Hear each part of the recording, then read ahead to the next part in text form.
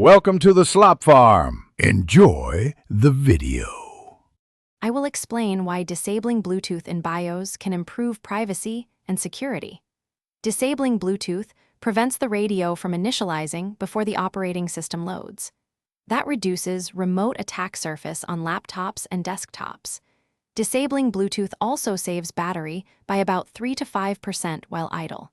You need physical access and an administrator password if one exists. These steps apply to most UEFI and legacy BIOS systems from major vendors. Shut down or restart the computer to enter BIOS or UEFI setup.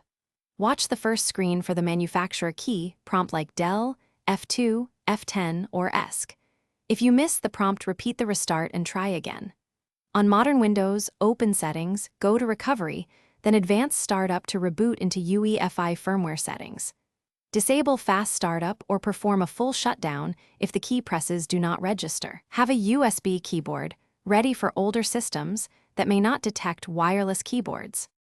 Navigate the BIOS menu to locate Bluetooth under Integrated Peripherals or Advanced.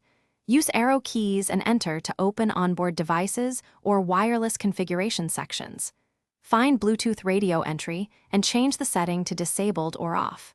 Confirm changes using the Save and Exit menu or press F10 to save and restart. After reboot, open your operating system and check Device Manager or Network Settings to verify Bluetooth is not present. Re-enable. Thanks for watching.